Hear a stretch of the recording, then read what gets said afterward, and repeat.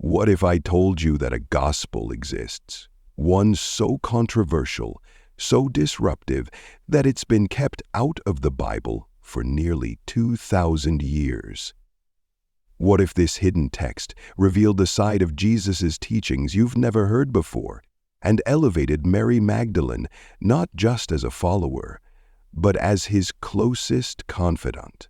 Why was this gospel erased from history? What was it about this gospel that scared early church leaders so much? Could it be its radical reimagining of salvation, its bold claim that divine truth isn't confined to religious institutions, or the fact that it dared to challenge the authority of the apostles themselves? Or was it something even more profound? Something they feared we would discover? A gospel that redefines salvation, a gospel where the voice of a woman speaks louder than the doubts of apostles like Peter. A gospel that uncovers the soul's journey through realms of light and darkness, revealing secrets about the afterlife you've never heard before. Today, we're unlocking the mysteries of the Gospel of Mary, the forbidden knowledge that challenges everything we thought we knew. Are you ready to uncover the truth? Let's journey back in time to the early days of Christianity, a period marked by fierce debates and diverging paths. It was in this volatile era, likely during the 2nd century CE, that the Gospel of Mary emerged, a text that defied convention, challenged authority, and offered a radical new perspective on spiritual truth.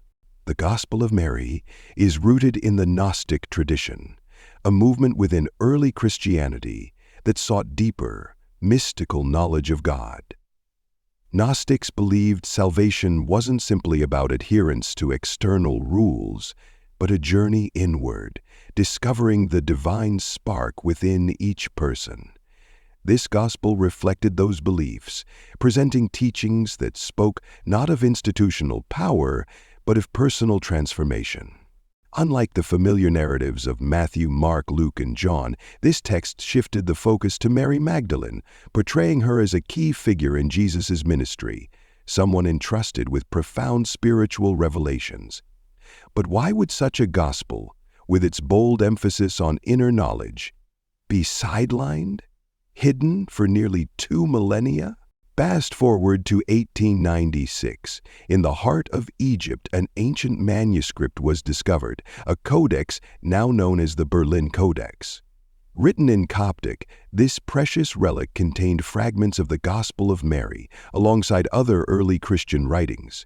Its survival was miraculous, but its condition was incomplete. Large sections were missing, leaving its teachings tantalizingly incomplete, like pieces of a puzzle we may never fully solve. Decades later, additional fragments written in Greek were found, each piece adding to our understanding, but also deepening the mystery. Who preserved these texts? Who hid them? Was it an act of faith or defiance? Unlike the canonical Gospels, which emphasizes Jesus' public teachings, the Gospel of Mary delves into the private, intimate moments of faith. It teaches that salvation is achieved not through external rites or adherence to religious authority, but through self-acknowledge and liberation of the soul. One of its most striking passages describes the soul's journey after death, passing through cosmic realms and confronting obstacles that test its faith and understanding. This vision was unlike anything in the traditional Bible, offering hope and challenge to believers who sought more than dogma. They sought divine intimacy. Why would such a text, with its profound insights into the human soul and divine truth, be hidden? Could its message have been too dangerous for the early church? The early Christian world was not a unified body, but a mosaic of beliefs and practices. As church leaders sought to consolidate power, texts like the Gospel of Mary, which decentralized authority and elevated the role of women, became a threat. Mary Magdalene's prominence in this gospel defied the patriarchal norms of the time, challenging the established narrative of Peter and the male apostles as the sole custodians of Christ's legacy. Was this gospel hidden to suppress her voice? What if one of the most trusted disciples of Jesus wasn't Peter, James, or John, but Mary Magdalene? In the Gospel of Mary, Mary Magdalene isn't just a follower. She emerges as a spiritual leader, a confidant of Jesus, and a bearer of profound wisdom. The text dares to challenge the conventional image of her as merely a redeemed sinner. Instead, it reveals her as the one Jesus chose to share his most sacred teachings, the mysteries of the soul, and the path to salvation. She's referred to as the Apostle to the Apostles, a title that turns the traditional hierarchy of early Christianity on its head. Why would Jesus trust Mary Magdalene with such profound truths? What happens when the one chosen by Jesus is questioned by those who walked alongside him? The Gospel of Mary paints a vivid scene of tension among the apostles. After Jesus' resurrection, Mary steps forward to share the wisdom he entrusted to her.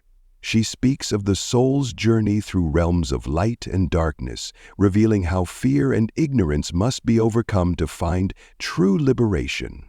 But Peter, often seen as the rock of the church, interrupts her. He questions her authority. Did he really speak these things to a woman? His words echo the struggles of the early church, a time when leadership was fiercely debated and gender roles were tightly constrained. This moment is more than a clash of personalities. It's a battle over the very essence of what it means to be a disciple. Mary's response is unwavering. With grace and conviction, she defends her teachings, reminding the apostles that Jesus himself chose her to share these truths. Why would Peter resist? Was it merely pride or something deeper? The tension between Peter and Mary Magdalene isn't just a personal disagreement. It's a microcosm of the early church's growing pains. It symbolizes the struggle between institutional authority and spiritual insight, between tradition and revelation. Mary represents a radical vision of equality and spiritual enlightenment, while Peter reflects the emerging structure of male-dominated leadership. This conflict invites us to ask, what if the church had embraced Mary's teachings? How might Christianity look different today? Would we see a faith more centered on the inner transformation and spiritual liberation that Mary spoke of? What happens to your soul when you leave this world? Is it a peaceful ascent or a battle against forces you can't see? The Gospel of Mary provides a vivid, almost cinematic depiction of the soul's journey after death. It speaks of a cosmic path where the soul encounters realms of darkness and spiritual powers that try to block its ascent. Each obstacle represents fear, ignorance, and attachment to the material world, barriers that must be overcome to reunite with God. This view of the soul's journey aligns with early Gnostic Christianity, which believed that the physical world was a shadow of the spiritual. It called believers to rise above earthly distractions and focus on their connection to God. The soul's journey is a metaphor for our struggles on earth. Every fear we face, every challenge we overcome, prepares us for a deeper union with God. What's holding your soul back today? Is it fear, anger, or attachment to something temporary? How can you let go and rise closer to God? One of the most striking teachings of the Gospel of Mary is its implicit call for gender equality in spiritual matters. Mary Magdalene isn't just depicted as a disciple, she is a confidant, entrusted with revelations that even the apostles didn't fully understand. When Peter doubts her authority in the gospel, Jesus' words seem to echo, "Do not let your hearts be troubled." Mary, sitting among the apostles, sharing what Jesus taught her in private. The room is tense. Peter questions her credibility, his voice laced with skepticism. But Mary remains steadfast, recounting the wisdom Jesus entrusted to her. In that moment, we see a powerful message. Spiritual insight is not confined by gender, status, or tradition. In the patriarchal society of the time, the idea of a woman as a spiritual leader was revolutionary. This may explain why the Gospel of Mary was excluded from the canon. It directly challenged the male-dominated structure of the early church. Today, this teaching resonates deeply. It reminds us that God's truth is not limited by human divisions. Every believer, regardless of gender or background, is called to seek and share divine wisdom. What if salvation wasn't something granted by the church, but something discovered within yourself? Would this idea be celebrated or silenced? The Gospel of Mary is deeply rooted in Gnostic teachings, emphasizing personal enlightenment and a direct connection with God over institutional authority. Gnosticism taught that spiritual knowledge was the key to salvation, a stark contrast to the emerging church's emphasis on sacraments and hierarchical obedience. As orthodoxy rose, church leaders sought unity and doctrine to strengthen the faith against external threats. Gnostic texts like the Gospel of Mary, which valued individual discovery, were seen as divisive. Example: imagine a believer reading the Gospel of Mary and realizing they didn't need a priest or bishop to mediate their relationship with God. This idea was revolutionary and dangerous to a church consolidating power. Could the suppression of this gospel be more about preserving authority than protecting the faith? Can you imagine a world where women were spiritual equals to men, leaders, teachers, and keepers of divine wisdom? For the patriarchal society of the early church, this was unthinkable. The Gospel of Mary elevated Mary Magdalene as a teacher and spiritual guide, directly challenging the male-dominated leadership of the time. In the Greco-Roman world, women were largely excluded from positions of power, both secular and religious. A gospel presenting a woman as Jesus' chosen leader was bound to clash with societal norms. Was this gospel suppressed not because it was wrong, but because it was too far ahead of its time? As Christianity spread, diversity in belief was both a strength and a challenge. To survive and thrive, the church sought to unify doctrine under what we now call orthodoxy. Texts like the Gospel of Mary, which didn't align with the dominant narrative, were excluded to ensure consistency in teaching. This was a time of survival for the church. Heresies were seen as existential threats. The church couldn't afford to promote teachings that might divide believers or weaken its authority. The council's decisions to exclude texts like the Gospel of Mary were not just theological but strategic, ensuring the church could present a clear, unified message to a rapidly growing community. But at what cost? How much wisdom was lost in the name of unity? Did you know that early Christianity wasn't the unified faith we often imagine today? In the early days of Christianity, before the Bible as we know it was finalized, the faith was a mosaic of beliefs, interpretations, and spiritual practices. Different groups of believers emphasized various aspects of Jesus' teachings. Some focused on strict adherence to laws and church hierarchy, while others leaned toward mysticism, inner enlightenment, and a direct connection with God. The Gospel of Mary belonged to this latter group, offering a deeply personal and mystical vision of salvation. Instead of presenting faith as obedience to institutional authority, it taught that knowing oneself and understanding one's spiritual connection to God were the keys to redemption. Mysticism versus institutional religion, a hidden conflict. The tension between mysticism and institutional control is evident in the Gospel of Mary. This gospel doesn't emphasize rituals or physical structures like temples. It speaks of spiritual liberation, It suggests that salvation isn't something bestowed by priests or apostles. Instead, it's a divine gift discovered within. This idea was radical, even dangerous for an emerging church striving for unity and power. Leaders like Peter are portrayed in the Gospel as skeptical of Mary Magdalene's insights, a conflict that reflects the broader struggle between hierarchical leadership and personal spiritual experiences. At this time, the church was working hard to establish its authority amidst persecution and doctrinal disputes. A gospel that gave individuals the power to seek God directly without relying on church intermediaries would have been seen as a threat to unity and control. And here's where things get even more controversial. The Gospel of Mary elevates Mary Magdalene in a way that was almost unthinkable for the time.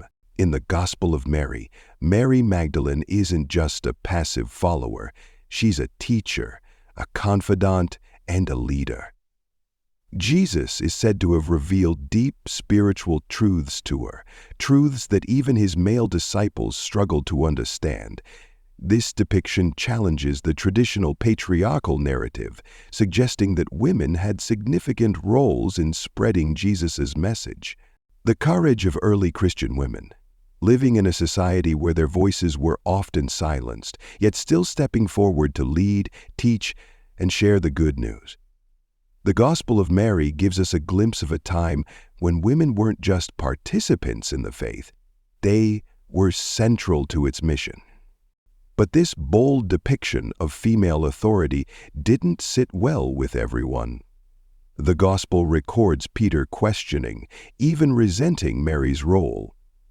Did he really speak privately with a woman and not openly to us? This line speaks volumes about the struggle for recognition and equality that women faced even in the earliest Christian communities. But here's the heartbreaking truth. Many of these perspectives were erased, leaving us with only fragments of what early Christianity truly looked like. The Gospel of Mary reminds us of the voices we've lost. It suggests a Christianity where the focus wasn't on rigid rules or institutional power, but on love, self-awareness, and spiritual growth. It portrays a faith where men and women stood side by side, united in their quest to understand and follow Christ.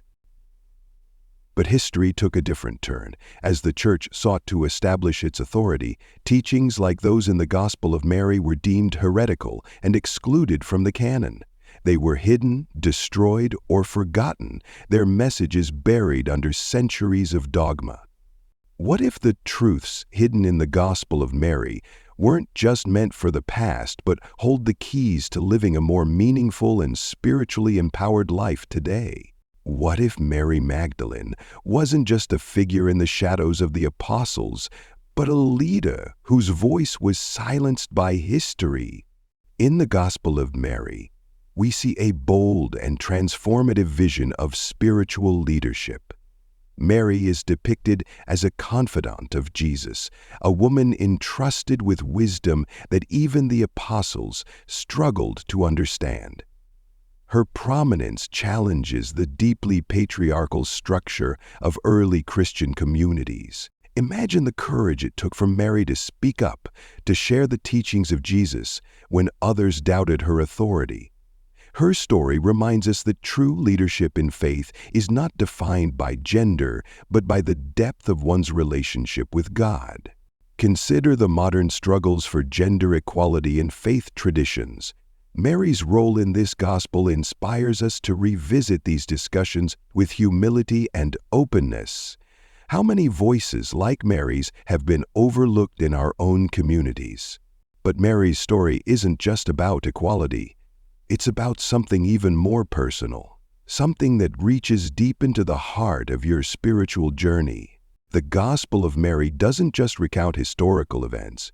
It offers profound insights into the nature of the soul and its connection to God. Unlike many traditional teachings that emphasize external rules, Mary's Gospel calls us to look inward. It suggests that salvation comes from understanding who we truly are in God's eyes. Mary shares teachings about the soul's journey after death, moving through realms of fear and darkness before finding peace in divine light. This powerful imagery reminds us that our spiritual struggles, the doubts, the fears, the uncertainties, are not failures, but steps on the path toward divine truth. When we face challenges, whether in relationships, work, or faith, we often look outward for answers. But Mary's gospel reminds us to seek God within. Through prayer, reflection, and trust, we can find the strength to navigate even the darkest moments of life. But what if this inner journey also calls us to question the very foundations of our faith?